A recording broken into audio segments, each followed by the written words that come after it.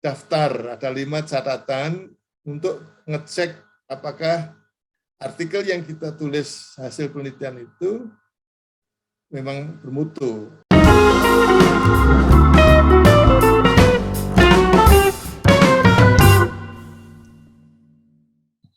Bismillahirrahmanirrahim. Assalamualaikum warahmatullahi wabarakatuh. Pemirsa UMTA Talks Academy, dimanapun Anda berada, selamat pagi, salam sejahtera bagi kita semua. Pada hari ini kita akan melanjutkan di episode yang sudah cukup banyak ini ya. Kita pada hari ini sudah sampai di episode ke-42 begitu. Nah, di episode 42 ini kita akan membahas tentang quality assurance. Apa saja yang harus kita lakukan di dalam penyajian pada saat Anda menulis artikel ilmiah, bagaimana kita melakukan tahapan-tahapan yang harus kita lewati, dan tahapan-tahapan ini akan menjamin kualitas dari artikel ilmiah yang akan kita tulis. Jadi nanti Prof. Ali Sauka pada hari ini, beliau akan menyampaikan apa saja hal-hal yang harus kita lakukan untuk mengimprove quality dari artikel ilmiah yang kita tulis. Baik, saya sapa terlebih dahulu pemateri kita, insya Allah dengan Prof. Ali Sauka PhD. Assalamualaikum, Prof. Assalamualaikum warahmatullahi wabarakatuh. Baik-baik ya, Mas Salim. Alhamdulillah. Baik, Prof. Ali. Pada hari ini kita melanjutkan pertemuan sebelumnya, dan pada hari ini kita lebih berfokus pada quality assurance, bagaimana kita meningkatkan kualitas dari artikel ilmiah yang kita tulis. Mungkin Prof. Ali bisa menyampaikan terlebih dahulu apa saja yang harus kita lakukan dalam meningkatkan quality dari artikel ilmiah yang kita tulis. Ya, baik Mas Salim. Sebetulnya yang mau saya sampaikan ini seperti rangkuman, sintesis, mengulang kembali dengan cara lain dari apa yang selama ini saya sampaikan. Tapi kemudian sentralnya adalah seperti tadi Mas Salim mengatakan quality assurance, dalam artian bagaimana kita sebagai penulis atau peneliti bisa merasa yakin bahwa penelitian kita itu bagus, dan kemudian artikel yang kita tulis berdasarkan penelitian itu bisa berpeluang lebih banyak untuk bisa dipublikasikan, diterima oleh jurnal yang bereputasi top internasional lah gitu. Tentu itu relatif ya. Jadi kalau boleh saya sebut, ini ada daftar pengecekan lah gitu. Checklist begitu, Prof. ya? Mutu ya. Ada 5 daftar, ada 5 catatan untuk ngecek apakah artikel yang kita tulis hasil penelitian itu memang bermutu. Bermutu dalam artian memenuhi persyaratan pengelola jurnal untuk diterbitkan di jurnal mereka yang bereputasi internasional top lagi. Ada 5. Yang pertama itu tentang bagaimana merumuskan pertanyaan penelitian.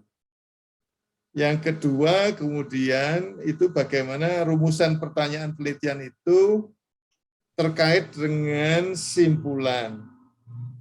Yang ketiga, itu bagaimana paparan metode penelitian itu betul-betul semuanya terhubung ya, terkait dengan simpulan penelitian. Yang kemudian mungkin paling penting ya, itu adanya bagian pembahasan yang isinya itu menghubungkan antara hasil penelitiannya dengan hasil penelitian lain, atau dan juga memaknai hasil penelitiannya. Dan bisa juga menghubungkan dengan teori. Dan yang terakhir, nomor 5, daftar nomor 5 itu dicek bagaimana simpulannya. Apakah simpulannya itu betul-betul bisa dianggap memberikan kontribusi terhadap perkembangan ilmu yang sifatnya itu teoritis, konseptual, universal, berlaku untuk ruang lingkup yang lebih luas gitu. Yang pertama itu kalau boleh saya lanjutkan ya, yang pertama itu mestinya research questions atau rumusan pertanyaan penelitian itu betul-betul berangkat dikembangkan berdasarkan adanya temuan tentang bukan temuan ya, identifikasi tentang research gaps dari penelitian-penelitian sebelumnya. Jangan sampai kemudian pertanyaan penelitiannya itu tidak ada hubungannya dengan research gaps yang sudah teridentifikasi dari teman-teman sebelumnya. Yang kedua tadi, kemudian rumusan pertanyaan penelitian tadi secara substansial itu memang kemudian hadir lagi dalam bagian simpulan. Tapi substansi ya, jadi tidak berarti harus hubungan linear dalam artian kalau pertanyaan penelitiannya 3, maka dalam simpulan harus 3. Tidak begitu.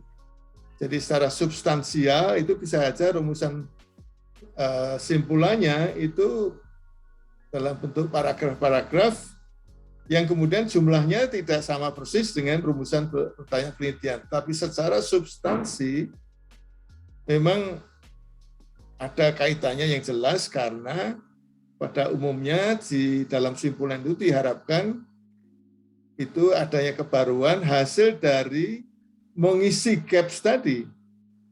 Ingat tadi saya katakan bahwa rumusan pertanyaan penelitian itu berangkat dari gaps yang teridentifikasi tadi, jadi kaitannya erat sekali dengan simpulan.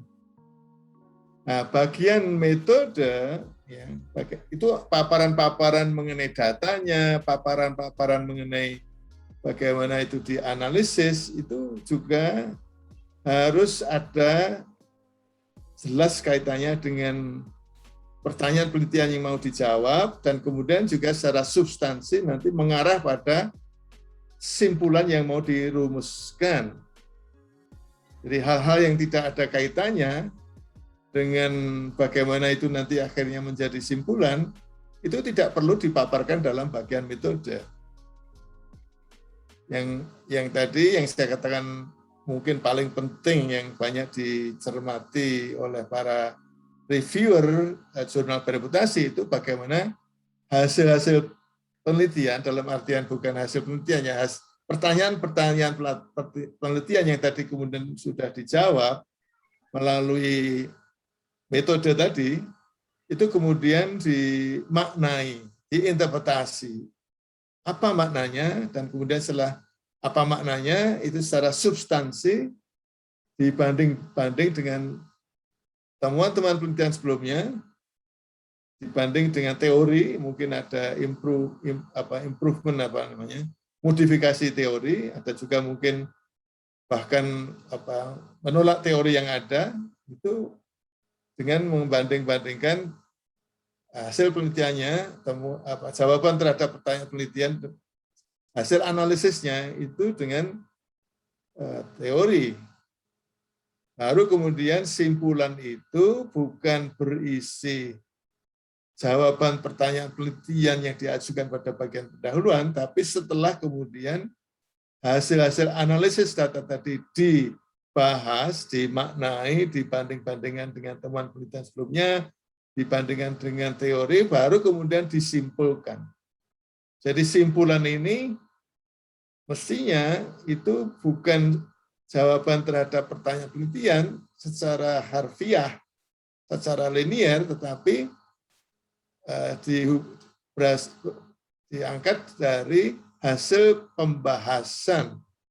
Ya, sekali lagi pembahasan tadi kan pemaknaan terhadap hasil analisis, perbandingan dengan temuan penelitian sebelumnya, dan juga mungkin bandingan dengan teori-teori, itu semua kemudian diturunkan menjadi rumusan dalam bentuk simpulan. Simpulan sekali lagi akan lebih bermakna, mudah dipahami, kalau kemudian dalam bentuk paragraf-paragraf yang di dalamnya itu ada rumusan-rumusan hubungan antar variabel yang kemudian akan menjadi lebih bermakna. Dan itu akan menjadi lebih banyak diingat kalau kemudian dalam bentuk yang saling terhubung tadi yang kemudian dianggap sebagai temuan-temuan yang sifatnya konseptual, teoritis begitu. Jika maka, nah itu tidak harus ada kata jika atau maka, tapi paling tidak itu kemudian bisa terhubung antar variabel yang dilibatkan, ya, digunakan dalam penelitiannya. Jadi ini daftar yang bisa digunakan untuk ngecek apakah kira-kira artikelnya itu bermutu atau tidak dari segi substansi. Begitu Mas Salim. Baik. Ini cukup menarik, Prof. Dan mungkin saya ada beberapa pertanyaan di masing-masing tahap, Prof. Ya. Mungkin salah satunya saya mulai dari pertanyaan terkait dengan metode terlebih dahulu. Jadi, saya menemukan di beberapa artikel yang ditulis oleh mahasiswa ataupun di jurnal-jurnal yang mungkin masih di level Sinta 4 ke atas, mungkin Prof seperti 4, 5, 6 begitu, saya masih menemukan banyaknya penulis ketika menulis metode itu sangat kaku, Prof. Dalam artian mereka seperti mengutip kembali buku metodologi penelitian begitu, daripada menjelaskan apa yang sebenarnya mereka lakukan. Terutama misalkan dalam contoh penelitian kualitatif, saya sering menemukan mereka hanya menjelaskan data collection, kemudian data display, reduction, kemudian terakhir verifying atau drawing conclusion begitu, Prof. Tanpa menjelaskan seperti apa sebenarnya cara mereka menganalisis data. Benarkah demikian atau apakah yang seharusnya kita lakukan dalam penulisan metodologi penelitian ini, Prof? Ya, baik, terima kasih. Jadi memang itu lazim sekali peneliti pemula pada umumnya itu seolah-olah dengan mengutip prosedur yang ada dalam buku itu seperti sudah menjelaskan apa yang dilakukan, apa yang memang betul-betul dilakukan. Ya, ini salah paham ya. Jadi tidak harus, bahkan sebetulnya kalau prosedur yang dilakukan itu sudah menjadi pengetahuan umum, itu tidak perlu dikutip. Yang ditulis di situ adalah paparan yang betul-betul dilakukan oleh peneliti. Bahkan ini bisa juga dalam bentuk paragraf ya. Tidak harus kemudian ada subheading mengenai populasi, ada sampel, ada instrumen, ada analisis data, dan seterusnya. Itu bisa dalam sebuah paragraf, 1-2 paragraf, yang sudah mencakup semua itu tanpa diberi label. Apalagi tadi kemudian kalau mengutip dari buku seolah-olah itu memberi kesan itulah yang dilakukan, ini enggak jelas. Jadi tidak, bahkan sebetulnya dalam bagian metode itu tidak perlu ada kutipan-kutipan. Kalau yang disampaikan dalam metode itu memang hal yang sifatnya umum, sudah menjadi pengetahuan umum. Berarti sebenarnya tidak harus, Prof, ya, untuk mengutip di situ. Malah kadang-kadang saya mengatakan harus tidak kalau yang dikutip hanya pengetahuan umum yang diambil dari buku. Betul. Ini salah satu kejadian yang cukup umum ini, Prof, kita temukan di kalangan penulis pemula atau mahasiswa. Perlu diberitahu lah yang seperti tidak ada maknanya. Terus yang mau disampaikan oleh penulis pada pembaca itu apa? Lalu baca bukunya kan gitu. Yang diharapkan untuk ditulis di situ, pembaca itu mengharapkan agar yang ditulis di situ adalah yang memang dilakukan oleh peneliti sehingga hubungannya dengan hasilnya, apakah valid atau tidak misalnya gitu. Baik, pertanyaan berikutnya, Prof, terkait dengan hasil dan pembahasan ini. Umum kita ketahui bahwa hasil itu memaparkan bagaimana temuan kita pada saat setelah mengumpulkan data, kemudian pembahasan bagaimana kita merelate temuan-temuan itu di hasil-hasil itu dengan penelitian-penelitian sebelumnya. Apakah saya punya 2 pertanyaan di sini. Yang pertama, apakah boleh kita sudah mulai mencoba untuk merelate hasil-hasil sebelumnya dengan temuan-temuan kita pada saat kita membahas hasil di subsection findings begitu sebelum kita masuk di pembahasan. Kemudian yang kedua, umum juga kita temukan bahwa ada beberapa jurnal yang template-nya itu menggabungkan hasil dan pembahasan tanpa pemisahan begitu, Prof.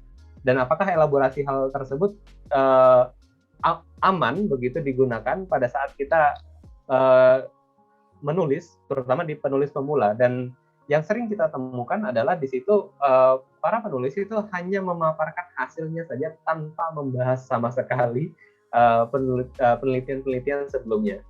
Begitu, Prof. Ya, sebetulnya juga sangat tergantung dengan gaya atau template atau GFA dari Guide for Authors ya. Kelumrahan bagaimana pola yang berlaku untuk sebuah jurnal. Bisa juga hasil analisis data. Jadi saya menggunakan istilah the result itu adalah the result of analyzing the data. Hasil analisis data itu ada juga yang memang digabung ya. Nah, umumnya kalau kemudian pendekatannya itu kuantitatif, itu biasanya dipisah. Jadi hasil analisis data menggunakan statistik itu disajikan lebih dulu, kemudian setelah itu dibahas, dimaknai, dibandingkan dengan temuan sebelumnya, dibandingkan dengan teori. Tetapi penelitian-penelitian lain, jurnal-jurnal yang lain, ada juga yang menggabung keduanya. Jika itu kalau penelitian-penelitian kualitatif itu digabung karena yang namanya pemaknaan hasil analisis data itu kadang-kadang menyatu karena yang namanya penelitian kualitatif itu menganalisis data itu tidak bisa dipisahkan, ya, tidak bisa dipisahkan dengan pengumpulan data ya. Jadi sehingga kemudian membahasnya itu juga menyatu. Sehingga kemudian sekali lagi, tapi pada prinsipnya itu harus lihat dulu gaya atau pola-pola yang lazim yang ditetapkan oleh pengelola jurnalnya.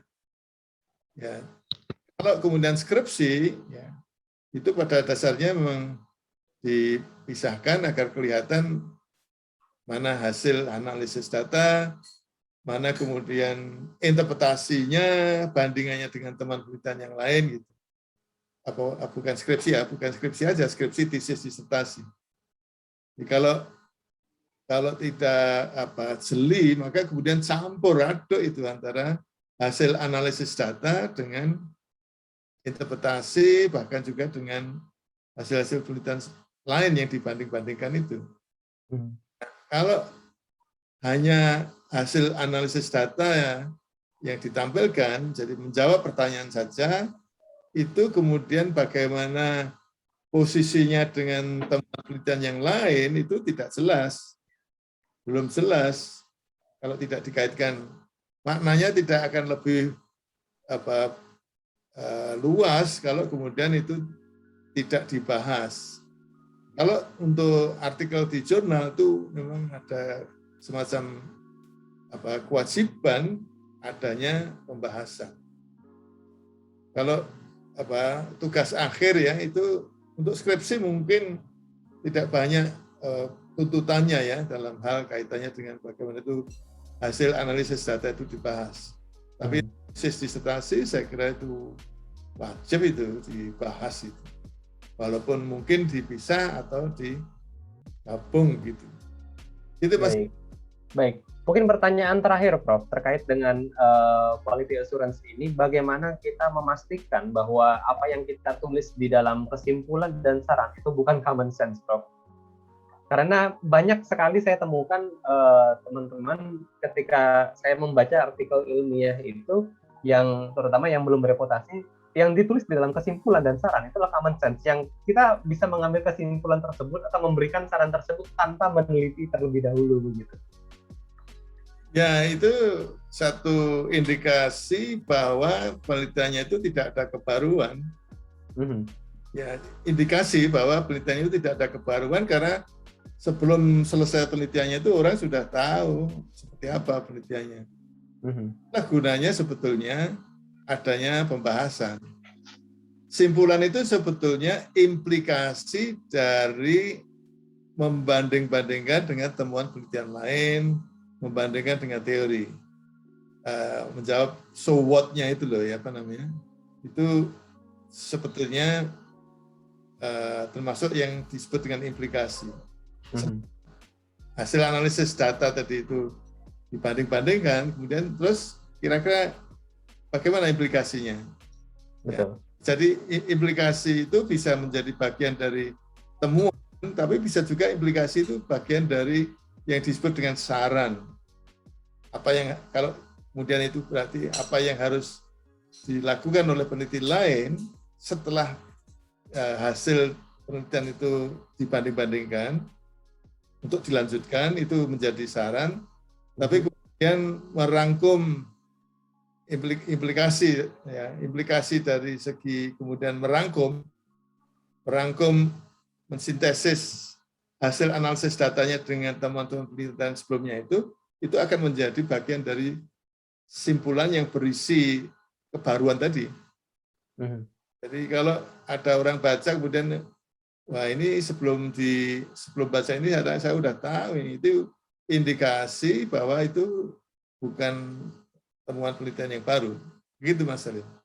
Baik, terima kasih banyak Prof. Ali atas materinya pada hari ini. Cukup menarik sekali ini ya, karena penting bagi kita semua untuk menjaga kualitas dari tulisan artikel ilmiah kita, sehingga artikel-artikel yang kita tulis bisa dipublikasikan ke jurnal-jurnal yang memiliki reputasi yang tinggi. Demikian pertemuan kita pada hari ini, insya Allah sangat bermanfaat sekali, dan kita akan lanjut terus di pertemuan-pertemuan berikutnya. Sampai jumpa di pertemuan berikutnya, terutama dengan topik-topik yang lebih baru lagi di WMK Talks Academy bersama Prof. Ali Sauka. Terima kasih banyak. Assalamualaikum warahmatullahi wabarakatuh. Assalamualaikum warahmatullahi wabarakatuh. Terima kasih Mas Salim.